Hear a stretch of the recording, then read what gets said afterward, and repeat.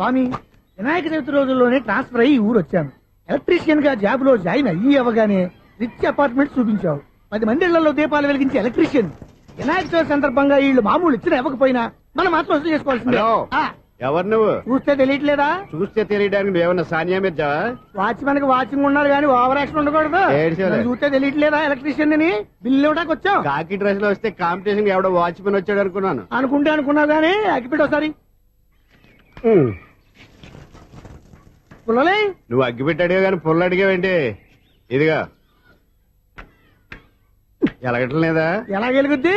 అగ్గిపెట్టి under ground నుంచి పుల్ల చెవిలోంచి తీసిచ్చావు. 2 నానపై ఎడుతున్నాయి. ఇంకో పుల్లి ఇదిగో రెండోది.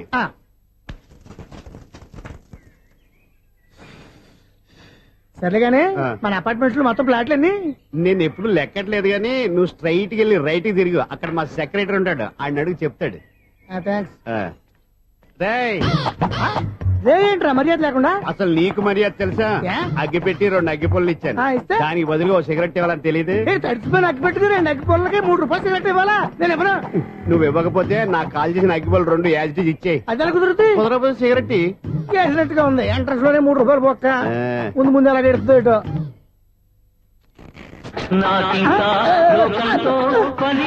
అయ్యి బాబు, ఈడేవడా లౌడ్ స్పీకర్ ఇన్స్టేట్ చేసుకున్నాడు?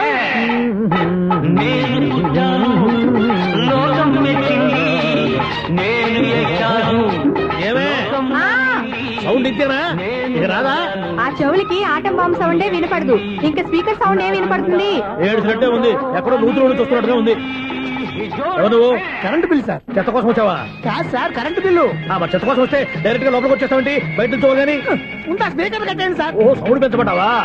సౌండ్ లేదా దుప్పగా మొత్తం పెట్టేసా. తగ్గించమంటావా?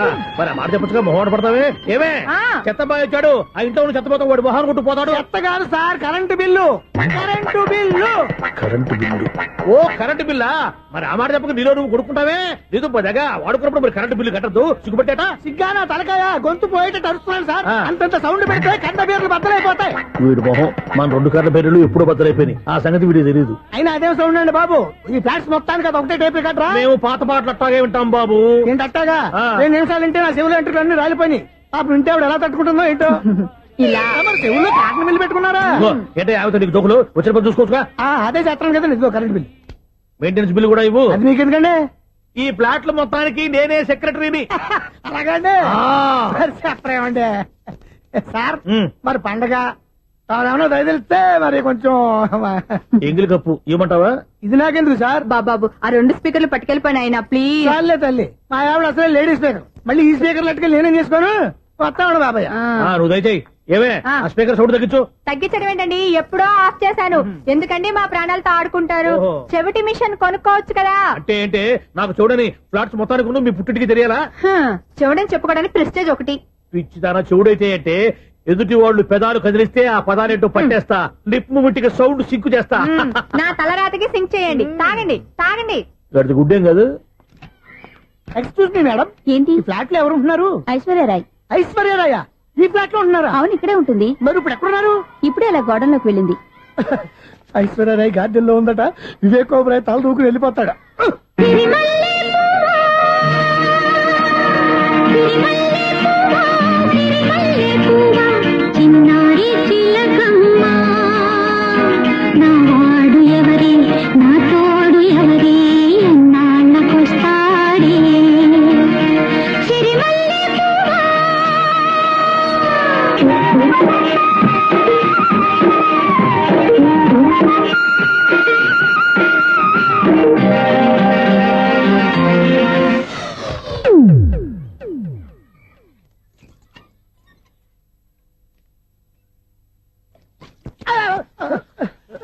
ఎందుకు అలా పడిపోయావు?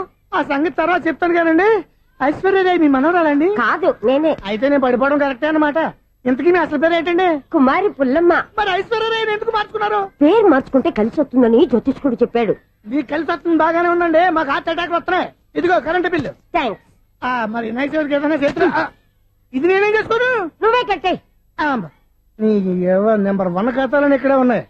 ఇంకా ముందు ముందు ఎలాంటి క్యారెక్టర్లు దొరుకుతాయో ఏంటో. నేనే the great future film director. రేపు డైరెక్టర్ అయిన తర్వాత సునీల్ వర్మ బాంబే వెళ్తే సునీల్ క్వశ్చన్. పాలిటిక్స్ లోకి వెళ్తే సునీల్ కలాం ప్లేస్ ని బట్టి పేరు, స్టార్ ని బట్టి స్టైల్స్ మారిపోతూ ఉంటాయి. దాసరా రాఘవేంద్రరావు పేర్ల మధ్యన నా పేరు పడే రోజు ముందుంది. అప్పుడు రారా నీ గోల్డెన్ ఛాన్స్ ఇస్తానా? ఛాన్స్ సంగతి ఎవరికి కావాలి, ముందు అప్పు తీర్చు. ఒరే అప్పు తీరితే మన ఇద్దరి మధ్యన అనుబంధం దిగిపోతా. పోతే పోయింది లేదు అనుబంధం. ఇదే నీ ఫస్ట్ డెస్టినేషన్ కాదు, last decision.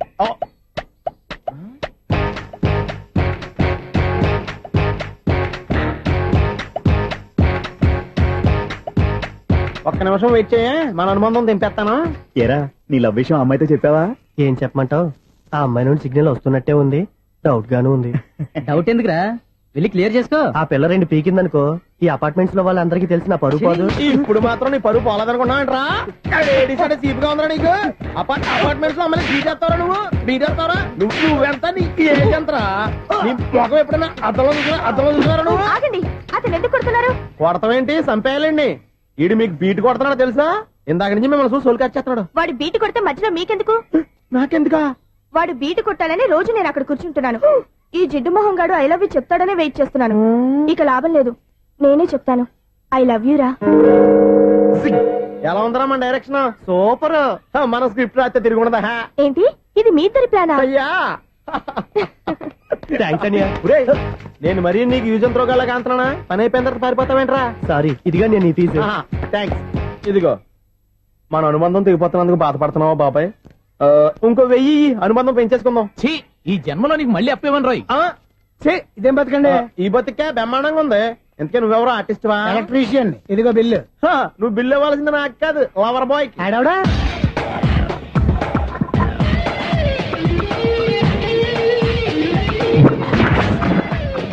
Welcome madam, may I help you? చేసి హెల్ప్ చాలు గాని పెద్ద మోడల్ డ్రెస్ కుడతానని చెప్పేసి ఏంటి ఈ కొండ జతలు వేసుకుని రోజు కుట్టావు? ఈ డ్రెస్ లో మీరు టార్జాన్ సుందర్లా ఉన్నారు. 4 జన 100 జన ఏంటి వెనకాల ఎంత ఖాళీ? వెంటిలేషన్. జాకెట్ కి వెంటిలేషనా? యా, అలా ఉంటేనే వాస్తు ప్రకారం గాలి వెలుతురు బాగా తగులుతాయి. గాలి వెలుతురు తగులుతాయి లేదో నాకు తెలియదు గాని నేను ఇక్కడికి వచ్చే లోపు 2 ఆటోలు ఒక స్కూటర్ తగిలాయి. ఈ జాకెట్ లో ఉన్న మ్యాగ్నెటిక్ పవర్ అదే. మ్యాగ్నెట్ అని బొంద. ఓకే ఓకే, మీకు అంత ఇబ్బందిగా ఉంటే మోడల్ ఇప్పుడే మార్చేస్తా.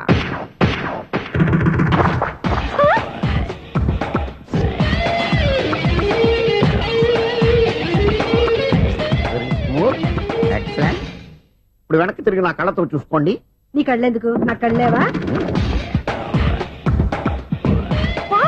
ఎంత చేంజ్ వద్దు, నోట్లో ఇవ్వండి.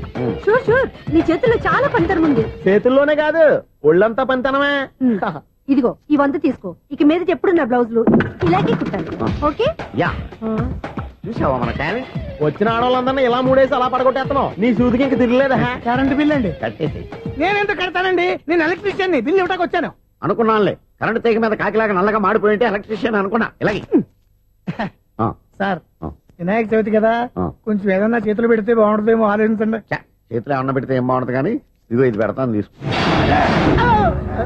లంచం తీసుకోవటం మహానేరం. చెప్పడానికి నువ్వాడరా? అపరిచితుడు.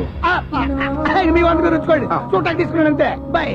లంచం ఇవ్వడం కూడా నేరమే. ఇలాగే రాక్కు దబ్బడం నేరం కాదన్నమాట. ఈ రోజు నుంచి మా ఇల్లే మీకు హనీమూన్ గెస్ట్ హౌస్.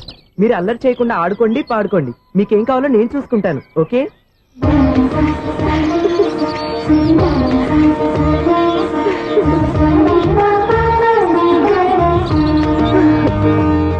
ఏంటక్క అలా వదిలేసావు? ఎంత కష్టపడి సంపాదించానో తెలుసా? తప్పురా, స్వేచ్ఛగా ఎగిరే పక్షుల్ని ఎప్పుడూ బంధించకూడదు. మన ఆనందం కోసం ఇలా పంజరంలోంచి బాధ పెట్టడం తప్పే కాదు, పాపం కూడా.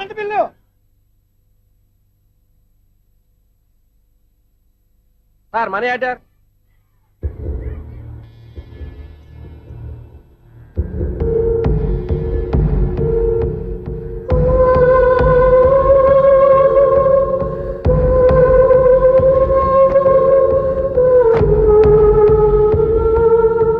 మంచి టైంలో వచ్చినట్టున్నాను. Money order sir. అవసరం లేదు, ఆ డబ్బు వెనక్కి పంపించాయి. వచ్చిన మనీ ఆర్డర్ వచ్చినట్టే వెనక్కి పంపించేస్తున్నారు. ఈసారైనా తీసుకోండి సార్. చెప్పింది చెయ్యి. పోనీ రిజిస్టర్ లెటర్ అయినా తీసుకోండి.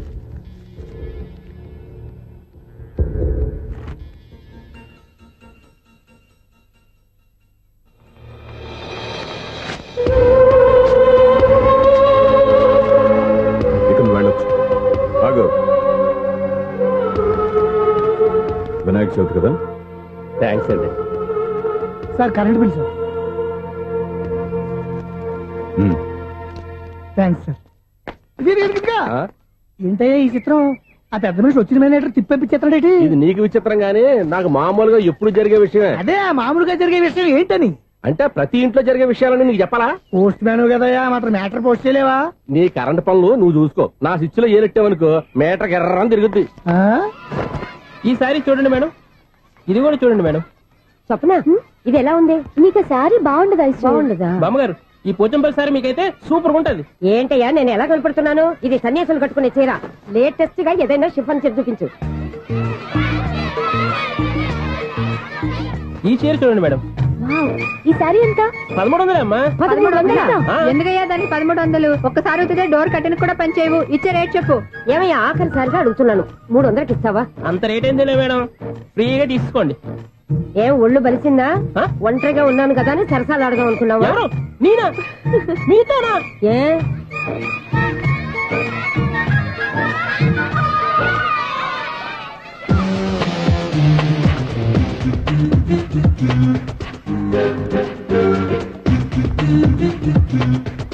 ఈ సారీ చూడండి మేడం. ఈ చీర చూడు బాగుంది కదా.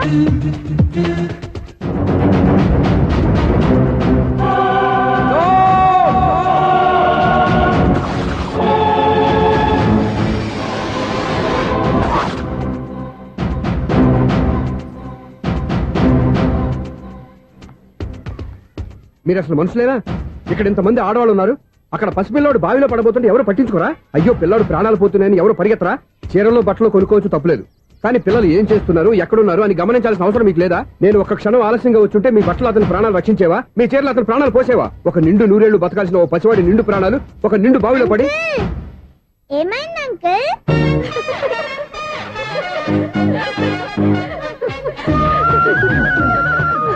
అయ్యో బాబు, అది క్లోజ్డ్ బావి, వాస్తు కోసం అలా ఉంచాం.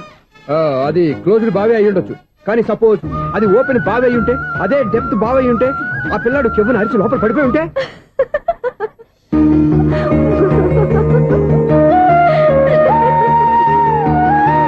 నవ్వడం కాదు, అందరూ ఆలోచించాలి.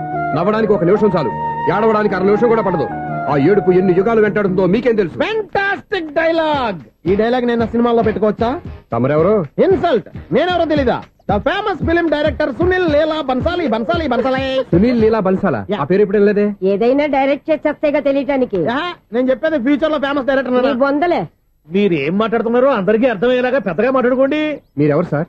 ఏమన్నా పెద్దగా రిపీట్ చేయి. మీరెవరు సార్? ఇప్పుడు అర్థమైంది నేనెవరా. ఆ మాట నేను నిన్ను అడగాలి. సార్, నాకు యూబీ గ్రూప్ ఆఫ్ కంపెనీలో అసిస్టెంట్ మేనేజర్ గా జాబ్ వచ్చింది. ఉండటానికి ఒక ఫ్లాట్ కావాలి. అర్థమైందా? అద్దెకి ఫ్లాట్ కావాలంట. ఎందుకు వస్తావు? నాకు ఏమైనా చూడనుకున్నావా ఏంటి? ఆ మాట నువ్వే పబ్లిసిటీ ఇవ్వక్కర్లేదు. అచ్చరే, ఇంతకీ నువ్వు బ్యాచులర్ వేరా? అవునండి, నేను బ్యాచులర్నే. బ్యాచులర్స్ కి ఇక్కడ స్థానం లేదు, ఫ్లాట్లు లేవు. ఫ్లాట్స్ లేకపోవడం ఏంటి? బ్యాచిలర్స్ అంటే అంత చీపా? ఆ మాటకొస్తే మన పాత ప్రధాని బ్యాచర్ కాదా? పక్క రాష్ట్రంలో ముఖ్యమంత్రి బ్యాచర్ కాదా? ప్రెసిడెంట్ బ్యాచర్ కాదా? ఈ ఫ్లాట్స్ లో ఈవిడ బ్యాచర్ కాదా? పెళ్లికి ముందు నువ్వు బ్యాచర్ కాదా? ఆయన ఇప్పటికీ బ్యాచులరే. బాగా చెప్పావు. ఈ బ్యాచులర్ కి నేను ఫ్లాట్ ఇవ్వను.